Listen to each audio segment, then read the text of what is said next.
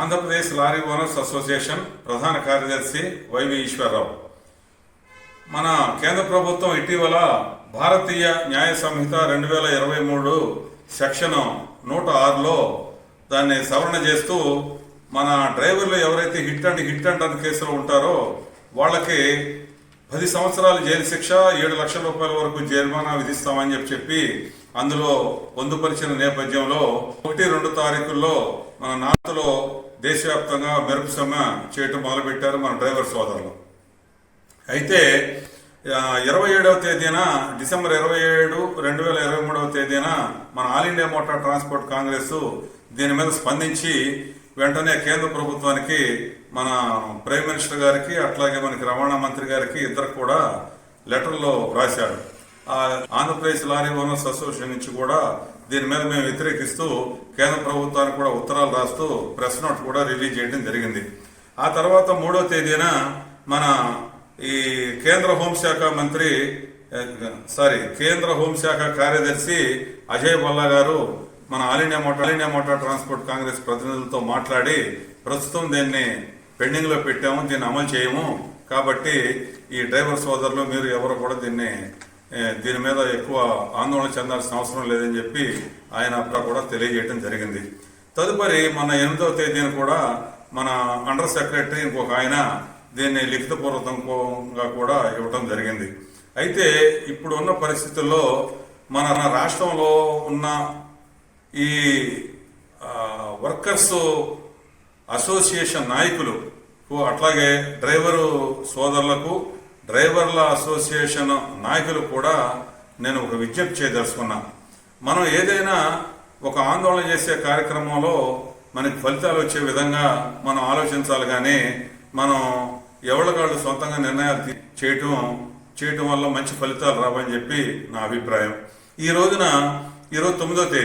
9వ తేదీ రాత్రి నుంచి సమ్మె చేస్తామని చెప్పి ఒక డ్రైవర్ సంఘం నాయకులు ప్రకటన చేశారు. మరి కొంతమంది డ్రైవర్ సంఘం నాయకులు 11వ తేదీ నుంచి మనం బంద్ చేస్తున్నామని చెప్పి ప్రకటన చేశారు. ఇంకొక డ్రైవర్ సంఘ నాయకులు 11వ తేదీ మీటింగ్ ఉంది, ఆ మీటింగ్ అయిన తర్వాత 17వ తేదీ నుంచి సమ్మె ప్రారంభిస్తామని చెప్పి తెలియజేస్తున్నారు. ఇటువంటి ఒక్కొక్క రోజున మనం ఇలా చేయటం వల్ల అది సరైన విధానం కాదు, అది మనకి కూడా మంచి ఫలితాలు రావు. అందుకని నేను విజ్ఞప్తి చేసేది ఏంటంటే, మనకి ఒక నేషనల్ బాడీ ఒకటి ఉండి ఆ నేషనల్ బాడీ అండర్లో మనం పనిచేస్తూ ఉండాలి. ఇప్పటికే మనకి all India road transport workers federation అని చెప్పి ఒకటి ఆల్రెడీ నడుస్తూ ఉంది. అది చాలా కాలం నుంచి ఈ రోడ్ ట్రాన్స్పోర్ట్ వర్కర్ల యొక్క పరిస్థితుల మీద, స్థితిగతుల మీద ఎప్పటికప్పుడు అధ్యయనం చేస్తూ కేంద్ర ప్రభుత్వంతో ఈ విధానాల మీద ఎప్పటికప్పుడు వాళ్ళు సమీక్ష చేస్తూ ఉంటారు. బంధువులు గిందులు వ్యవహారం మంచి చెడు అవన్నీ చేస్తూ ఉంటారు. కాబట్టి మనందరం కూడా ఒక నేషనల్ బాడీ అండర్లో ఉండి తద్వారా మనం జాతీయ స్థాయిలో ఇటు లారీ యజమానుల సంఘాలు, అటు డ్రైవర్ సంఘాలు కలిసి మనం పనిచేస్తే మంచి ఫలితాలు వస్తాయి. దయచేసి డ్రైవర్ సోదరులందరూ, అలాగే డ్రైవరు సంఘాల నాయకులు కూడా నేను ఆలోచించమని చెప్పి నేను విజ్ఞప్తి చేస్తున్నా. ఎందుకంటే ఈ రోడ్డు రవాణా రంగంలో ఈ డ్రైవర్ లేనిదే ఓనర్ లేడు, ఓనర్ లేనిదే డ్రైవర్ లేడు.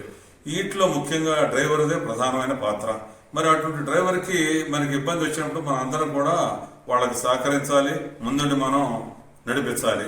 ఇది కేవలం మన ఒక లారీ డ్రైవర్లకే కాదు, ట్యాక్సీ డ్రైవర్లకు కానీ, బస్సు డ్రైవర్లకు కానీ, అట్లాగే ఈ స్కూటరు, కార్లు, మన మామూలు ప్రైవేట్ కార్లు తోలే వాళ్ళకు కూడా ఇది వర్తిస్తుంది.